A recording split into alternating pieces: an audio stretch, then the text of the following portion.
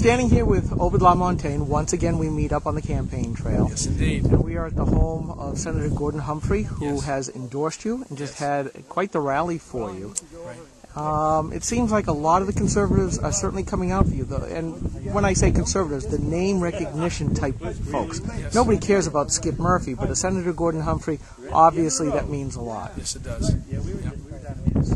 That's all you can say, Gordon, No, about Gordon? No, it means a lot. I view Senator Humphrey as a mentor in so many ways. I was a young person, first voting back in 1978 when he ran for the United States Senate. In a year, not unlike this one, when you had a first-term president, Democrat president by the name of Jimmy Carter, in the first election cycle after his election, Gordon Humphrey was elected, and then we began the Reagan Revolution, which led to the 1980 election of Ronald Reagan. The same thing is going to happen here. We need to send people to Washington right now in 2010, beginning their service in 2011, who are true conservatives, believe in people, not government, who believe in liberty and freedom. And Senator Humphrey embodies exactly those principles, and it's an honor to have him on my team, and I very much look forward to trying to serve in the same way he did. And as a fiscal conservative, he was the skinflint of the Senate, that's what they called him, and he was a man of his word. He said he'd only serve 2 terms, and that's all he did, and he came back, and actually came back to serve in New Hampshire as state senator. I've been honored to call him a friend and also call him a colleague in the wars that we need to undertake right now to reclaim the rightful role of the people over government in this country and to lead a new American revolution. The proper role of government. Certainly a phrase that I and Granite Rock have been using quite a bit and has certainly made the rounds among the conservative set. You know, one of the things that is just starting to come out of Obamacare is how intrusive some of those regulations are going to be, because Health and Human Services Secretary Sebelius issued her first set of rules under Obamacare, which now means that every person's BMI, body mass index, now has to be reported to the government. It is a requirement for the new electronic health care records that now doctors will have to be subjected to, must comply with, or they'll be booted out of Medicaid. Now, there's 2 ways of looking at it. One is, do you think most doctors will just give up on Medicaid, making Obamacare go down the tubes by itself, and perhaps more odious laws being passed saying you can't just check out, you have to work?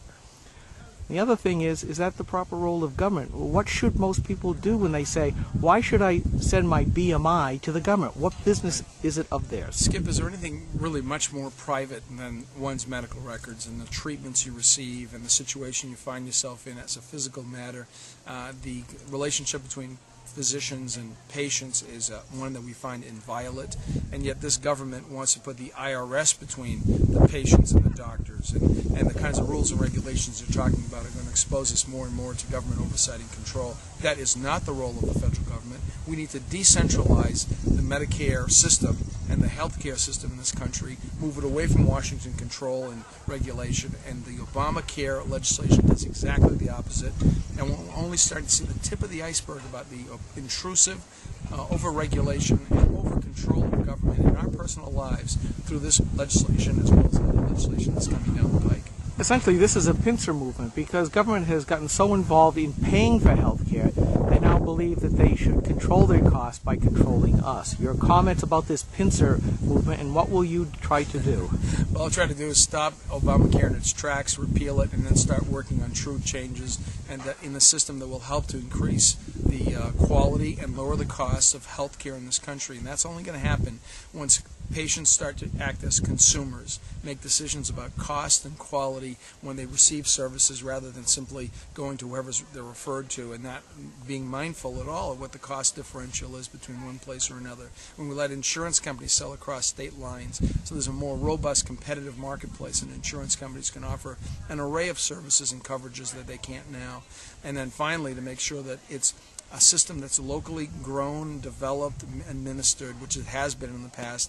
Healthcare is a local provision of services, not to be governed locally.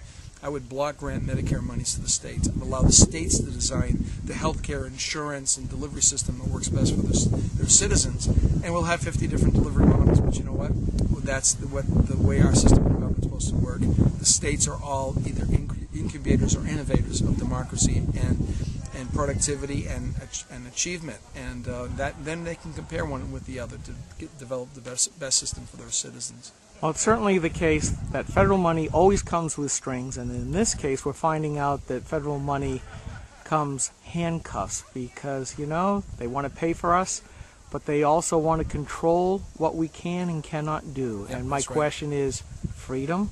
Oh, really? Yeah, that's right, and it isn't free, and that's why, as chairman of the State Board of Education, I led our board to oppose Goals 2000, not to give another opportunity for the federal government to control our elementary and secondary schools in this state. And as a U.S. Senator, I'm going to look to dismantle the U.S. Department of Education, repeal No Child Left Behind, get the federal government out of education. It's not its domain. It's not its proper role. Look at the Constitution and tell me where it says that the federal government has a role in education. You won't find it. Or and we need to move to the devolving power out of Washington back to the states and the people, and that's what this is about right now. Because otherwise, we're headed on a rapid path to socialism, Eastern European style of government, and a society that is not going to be worthy of our children and grandchildren. Education, not the role of the federal government. Somehow I don't believe my BMI is theirs either. I agree. Ovid, I want to say thank you very much. Skip, it's always a pleasure, and thank you and your viewers for being there for us candidates and for America, because we need the people that own the issues, get behind the candidates that they believe will actually do what they say, and I hope they'll support me in the primary on September 14th. And visit our website, ovid2010.com, to learn more and to get involved. Thanks, Skip. Thank you. Okay.